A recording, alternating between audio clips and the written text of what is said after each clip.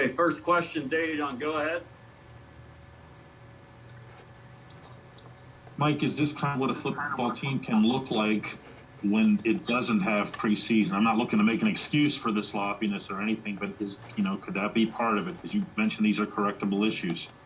I'm not going to make an excuse. We were far from perfect today in some of the areas that I outlined, and so we got to get better. We're thankful to win today in spite of it, and we understand that there's going to be some growth at the early stages of this thing, and we better make enough plays to win along the way, and we were able to do that today. And welcome back once again to the Men of Steel podcast post-game show. Steelers win in a tight one to hang on to, nearly blowing a 14-point lead. However, the good news is the Pittsburgh Steelers do improve the 16-4 lifetime at Heinz Field, 51-32-2 in their franchise history, as we got lots to get into in this game. Definitely, I felt like the Steelers started off well. Definitely some penalties right there by the defense, which was huge in this game, which kept the Broncos alive right here. I mean, for like the defensive penalties in this game, they had at least 6 penalties for 54 yards out of their 10 penalties for 89 yards, accounting for 60% of the penalties on this game. A couple of crucial pass interference calls right there. Mika Fitzpatrick, who definitely seemed to get flagged the most today in this game. I mean, one with a horse collar, and then, of course, their defense pass interference for 5 years. But the biggest one came later in the game, which we did see. That was by Terrell Edmonds, defensive pass interference for 17 yards in this contest.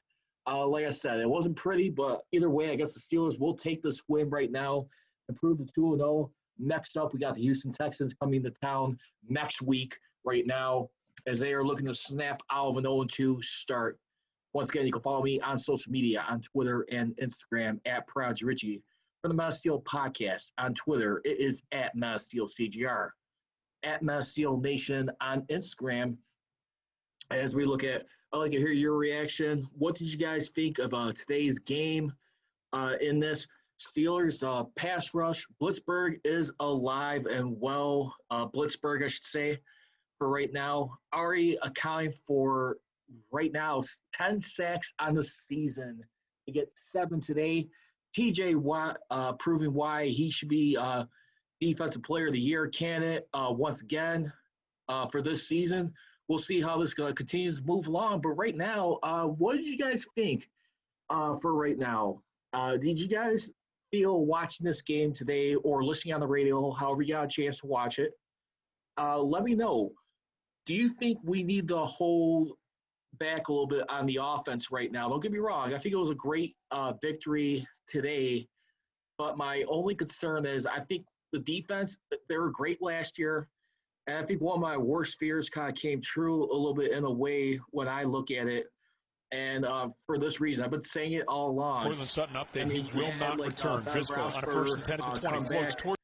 I mean, in this season, after injuring his throwing elbow about a year ago, he's back. And one of the things I kept banging the drum on, and I'm not sure how many other people are on board with me on this, but I always kept saying all along, will this defense get lax a days ago? Will they get a little bit too relaxed right here? I mean, you start off the game nicely right here. I mean, you're up at least 17-3 at the half right there. I mean, then it comes the second half. I mean, pretty much, I mean, for that contest the rest of the way, I mean, when we look at things, they get outscored in the second half 18-9, able to put up 9 points. But like I said, I think late in that game when we look at it, I mean, the biggest thing that really sits the deal for the Steelers, I mean, when we look at it on that, it was a big crucial sack by Terrell Edmonds right there. 4th and 2 at the Pittsburgh Steelers 15. They were in the red zone. The Broncos were driving right there. I mean, you knocked out, I mean, basically the quarterback, Andrew Luck. You probably figure right there, I mean, that they're going to start melting down right there, the Broncos.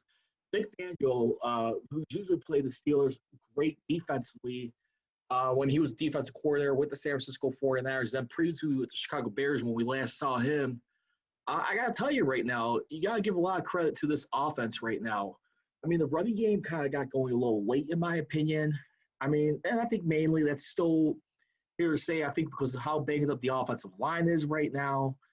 I mean, when we looked at, I mean, for today, I mean, like, what was the main things that we saw as far as, like, the inactives? I didn't get into the inactives until prior to the start of the game.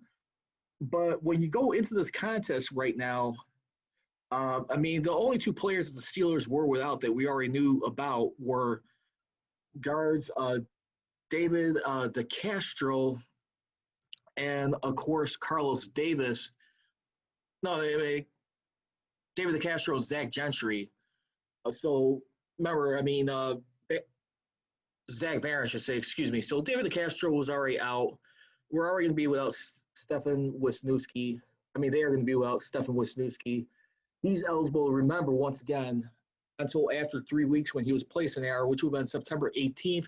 So, which means, as reminded by Missy Matthews, he should qualify for the Eagles game. But who knows? Maybe we'll have David DeCastro healthy by that time. We shall see.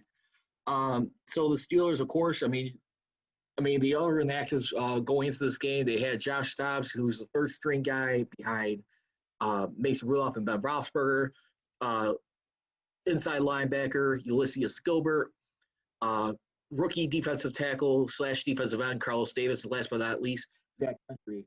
I thought a huge key for the Broncos that was really missed today was Philip Lindsay. Philip Lindsay, he had a nice performance last year, I think, with the Broncos. Looking at this team, that guy right there, when we look at it, I mean, for what he's been able to mean to them, I mean, you're looking at a guy right here who came undrafted. I mean, last year had second best rushing yard performance with 1,011 yards, well over 1,000 yards, 196 receiving yards, so 1,207 yards right there, basically. So, what did you guys think once again? I really want to know. Is anyone slamming the brakes right now? The defense is an overreaction. I know I may sound like I'm overreacting, but still, I mean, the thing is, I really believe the defense did well. My only thing is, when we talk about how sometimes we could get like reminders of how undisciplined the Steelers can be when it comes to being playing disciplined football on the field, that's what we saw today. I mean, 6 penalties for 54 yards, 6%. That's got to be minimized somehow. That's the only thing I still see getting in the way of this team possibly having, even yet alone, a shutout. A shutout for 9 years, we're talking about almost, which would be this December 24th. I mean, really, I mean, the way this team was playing, it should have been like a delayed shutout. I mean, the way everything was going. I mean, Vic Fangio did an excellent job. I mean, adjusting his guys at halftime and get everything done the way they did. And you gotta give him a resilient for sticking in there. I mean, especially Jeff Driscoll right here, 256 yards passing, 2 touchdowns, 1 interception. I mean, did pretty darn good. I mean, if you ask me. I mean, but Ben Roethlisberger, on the other hand, too, let's give him a lot of credit right there. I mean, in this contest. I mean, Deontay Johnson, Chase Claypool right there. I still think Deontay Johnson still kind of struggled in some ways, but at the same time, he came through. I think those are the top wide receivers in that game. I think Claypool's touchdown catch late in the first half right there, I mean, did real good. 84-yard touchdown pass by Ben Roethlisberger. And you look at, I mean, this guy right here in this game, who I think did a whale of a job right here. Still a long ways to see how he goes, but for right now, Ben Roethlisberger, you can definitely tell. Cortland Sutton update, he will not return. Driscoll on a first and 10 right at the 20, now, floats towards the end zone and is caught by of his passes Fan. here, and helps the Steelers take care of a lot of business in this game. Like I said, please leave your thoughts let me know where you were watching the game at. Were you guys watching at Steeler Bar? Were you watching from home? Were you able to watch it for Sunday NFL Ticket, or were you watching in your hometown As of Gordon to his Pittsburgh? left, back to Please pass, let me looking, know, like, steps. where'd you watch the game? Um, Again, you can leave me the comments here on the Mass Steel Facebook, Mass Steel Podcast Facebook page, and of course the Instagram page right here. And like I said, I just really believe there's still a lot of work to be done. But at the end of the day, hey, 2-0, I mean, feels pretty decent. Last time it started off 2-0 was 3 years ago where they went 13-3. So, like I said, it's better than being 0-3 last year or yellow and start off the season 1-2. I mean, like I said, I mean, with football, you always definitely get a big reminder about how any given Sunday is still here. And boys, that still lived true for all this. Again, feel free if you guys want to call in on today's show. You're more than welcome right now. You guys could call in at 312-209-2232. Again, that's 312-209-2232.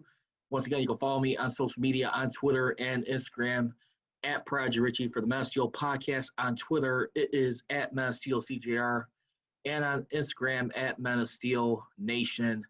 And let's go ahead and continue to get in some more stuff on this game right here. I mean, when we look at it, Broncos, they gained 7 points off of 2 turnovers, while the Steelers had 10 points off of 2 turnovers right there. Hey, I mean, listen, I think one of the hugest points in this game was that missed safety right there. I mean, that botched punt, which Derek Watt was on the special teams right there. He was able to recover, get it for the 2 points, or had a big part in getting the safety, I should say. Excuse me, getting credited with it. I thought that was huge right there. I mean, think about it. I mean, you're up 24-17 at that point, had 2 more points right there. I mean, you put a 12-point pressure on there. So either way, you're making them try and answer with 2 more touchdowns, which they nearly did, I felt. I mean, don't get me wrong. I think when you also look at it, too, I think the offensive line, I mean, the offense, they had some penalties today, 3 for 25 yards. When we look at it, it was a pair of holding calls by Vance McDonald, Eric Ebron, each with 10 yards apiece. And we also had a delay of game for 5 yards. And the only other huge one, too, was on special teams, which cost Deontay Johnson a touchdown. That was by Cam Sutton, who had block above the waist right here when we look at it. And I think that's one of the things real quickly here. When I look at this team and what they're able to do and everything that they've been able to stay together as a team, come together, and keep themselves in it, I think a lot of those things that stand out right there. But, again, the defense, a little too early right now. Almost like a coughed away, almost a gimme game in some ways, just the way they're controlling the tempo. But you have to find a way to stay patient, finish up, and we'll see what happens from here. Let's go on some other stuff right there. I mean, like I said, you heard Mike Tomlin earlier. Obviously, definitely not wanting to use the offseason of no preseason games as an excuse. Definitely tell right there. I mean, and I agree with Tomlin. I mean, if he's not making excuses, I'm not making excuses. I mean, this is you cannot tell me that the preseason had anything to do with this. I mean, still, I mean, it's still just mental errors on the field where it just still continues to rear its ugly head at certain points. I mean, TJ Watt right now, like I said, 2.5 sacks of the day today in this contest. Right here, accounting for all 7 of the sacks in this contest. And I just thought that was just very special by him right there. All things considered, what they were able to pull out right here in this contest. They were able to put their stamp on this game. I mean, just mainly by the earlier pressures by the defense. I think the pass rush did a lot better this time, where they weren't like giving up a lot of passes when forcing. I mean, when trying to pressure uh, Driscoll, Jeff Driscoll in this game. But still, I mean, when we look at this contest, like I said, I mean, T.J. Watt had 4 tackles, along with 2 tackles for loss, 2.5 sacks. My game ball goes to him for today, right here. Bud Dupree, he did have a sack in this game, along with 2 tackles. But T.J. Watt, I'm definitely going to give him the game ball on defense. As far as on the offense for this contest, when I look at and who stood out a lot more, I'm going to go ahead and I have to give this one to Cortland Sutton update. He I'd say will more not so return. Driscoll on a 1st and 10 at the 20. Floats towards Deontay the end zone, and it's Johnson. caught by Fant. He was And targeted Fant is 15 in times for in the this game, score for the caught 8 of those Broncos. A passes 20-yard hookup in from this Driscoll to contest Fant, right and here. a big I score mean, for the when we Broncos. look at it, Driscoll back, looking, and when we floating review towards the the corner of game, the end zone, and had about it is 62% caught by Melvin Gordon, of his and catches Gordon goes right in there. for the score, a 16-yard hookup And from Driscoll just to Gordon. everybody just was ready to come to work in this game. As Gordon to his Ready left, to handle back to business. They pass, were able to looking, finish steps up, finish. and it is just into and out of the hands But of at the same Fant. time, He too, brought you know it what? in. That's Was he out of that bounds? this style Fant of team, bobbled especially it, their then defense, brought it back is in a just bad as but he don't crossed break the out of bounds defense. stripe. The officials are saying this is a catch. For right now. And we'll find out what's going to be happening later on. Find out like what injuries are going to be expected coming up. I mean, so far I haven't heard anything. Keep them posted on in the next coming days throughout the week. We'll find out and see if we'll hear anything more about that. So let's find out. Let's keep our fingers crossed for right now. Some other storylines, trying to find out through and out this game here. I mean, when we look at, aside from here,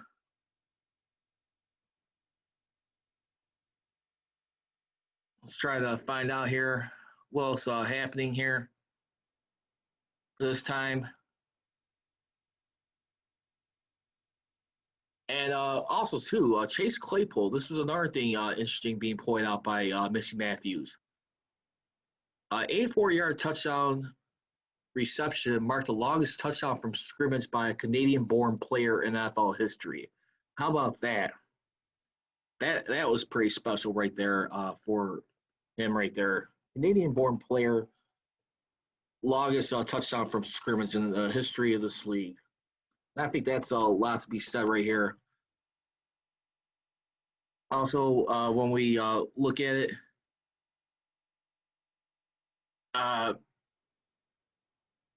right here, Mike Tomlin was also quoted saying, too, according to Dale Lally of DK Pittsburgh Sports, I just thought we were loose with the ball some. We turned the ball over, particularly at a significant period in the game. We were highly penalized, Mike Tomlin. And like I said, I mean, Connor, who was able to get those 6 yards late in the game, he had that, later in the game when we really think about it, that long run at the end of the game right there, on the sack of Terrell Edmonds, pretty much cinched it up right there for the Steelers. We were able to hold on right there. And that was just pretty much about game over right there. As you saw, James Conner, who had a 59-yard rush at that point in time, 59 yards. When we look at it here, at that point in time, Connor, at the end of the day, too,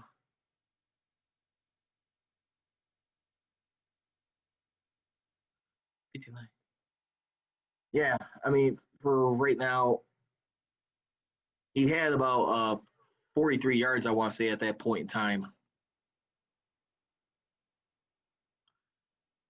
So again, what's your concerns going into next week as they get ready to face a Houston Texans team right now, who's looking to snap a 2-game losing streak right now? We look across the NFL for right now. The Ravens, they definitely take care of business. In their battle right now, they got 2 AFC conference victories for the year, beginning by beating the Cleveland Browns last week. And this week, 33-16 over the Houston Texans in Houston. Lamar Jackson throwing for 204 yards, a touchdown to 0 interceptions. And then also rushing 16 times for 54 yards in this contest. So they had 230 yards total in that game right there. And they were able to come up with 4 sacks. And right now, you're looking at Houston Texans team. Play action. Jackson throws, goal line, caught, Pat Ricard. DeAndre Hopkins here. And of course, don't forget, you have the Browns who knot up the Bengals this past Thursday night as we look at it. So we'll find out right now. But coming up, like I said, we got the Houston Texans right now. Be nice to see if they can improve that 3-0. I definitely say that's going to be a little bit of a dangerous team in a way, in a sense. But we will find out about that as we continue to get more moving along here. I mean, in this contest right here, like I said, I just really believe right now, in my opinion, we got to be a lot more patient defensively. I mean, it was just really like Bouchette was saying too, lack killer instinct, but they have nothing else. A healthy big Ben. They still have something. And like I said, it was just one of those victories I wasn't too pleased with, to say the least, for that time. But at the same time too, I could definitely see where, there's just been a little bit of frustration, by Tomlin. I mean, it's a guy who's not going to be making excuses for right now. I mean, this guy who's always taken a lot of heat by fans as far as, just keeping these guys mentally prepared in the game. And, I could see why people are shaking their heads at times for right now when we look at it. I mean, don't get me wrong. I feel like for right now, let's just see what happens. Let's see how this plays out for the time being. And that's about it. But, yeah, what other games where you had your interest today, aside from, the AFC North? But like I said, both the Steelers and the Ravens, they're the only ones that are unbeaten right now in the division. I mean, the Ravens already having the head start by getting a victory along with the Browns over the Bengals right now. Remember, you're going to have your first divisional opponent, I want to say, coming up. That'll be a week after the Philadelphia Eagles game, which will be October 18th. So let's see how they continue to do, continue to maintain their sledding. Some other scores around the league still going on right now. We got an exciting Sunday night football game right now with Seattle Seahawks over the New England Patriots here in that contest. Right now, rematch of Super Bowl 49. Russell Wilson killing it tonight with 5 touchdowns and 1 pick right there. Also, aside from passing for 288 yards, he also ran 5 times for 39 yards. You just continue to see how much this guy continues to evolve and being one of the top clutchest quarterbacks and dangerous quarterbacks in games, if you ask me. I think Russell Wilson, he is the guy right there who definitely finds a way to really just involve his teammates or just grind things out.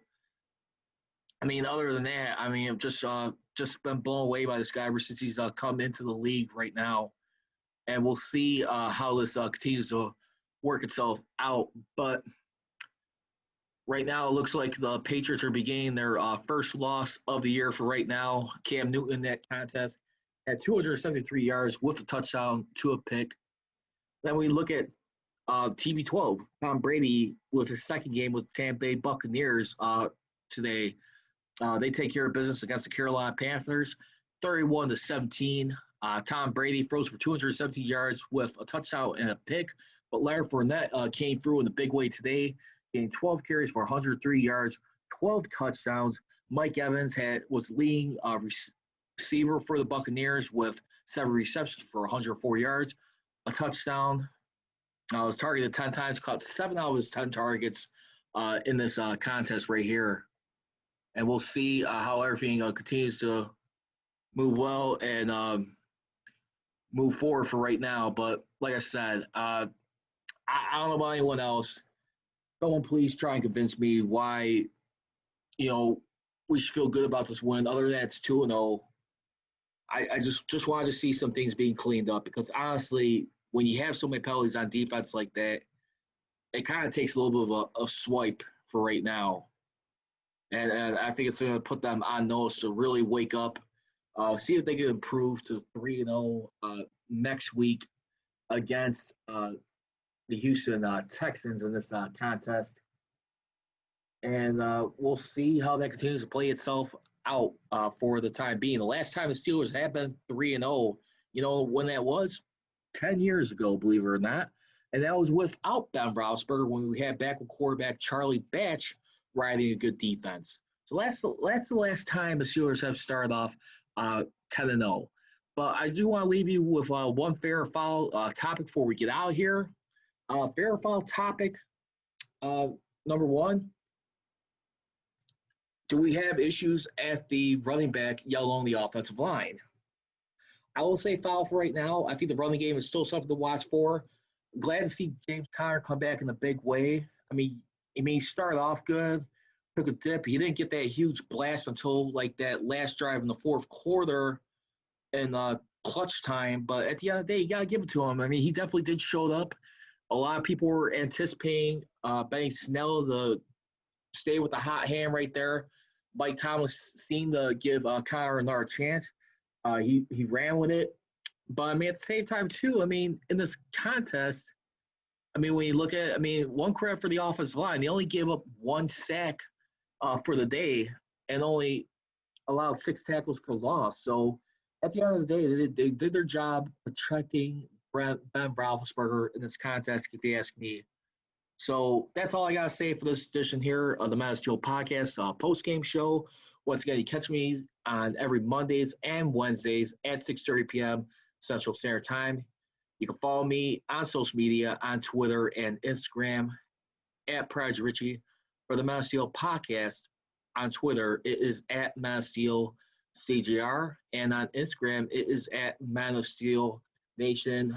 Got lots more to talk about. We'll continue to monitor the progress of a guy like David DeCastro, who has not been around, since August 28th. Cortland Sutton update, he will not return. Driscoll on a first and 10 at the 20. Floats towards the end zone, and it's caught by Fant. And Fant is in for the score for the Broncos. A 20-yard hookup from Driscoll to Fant, and a big score for the Broncos. So we'll find out. I definitely be interested to see where they rack up in total yards and the sacks for, going into this game. For the score, a 16-yard hookup from Driscoll to Gordon. For the Steelers, they were ranked 11 going to this contest. Steps up, throws. As far as total yards, given up he brought 7. it in. Was he out of bounds? Continue to even Fant bobbled it, then brought it back in just as he crossed the out of bounds. That's going to do it for this edition here of the Man of Steel podcast. As always, leave you. Don't be trolling, be rolling. Here we go, Steelers. Here we go. I gone.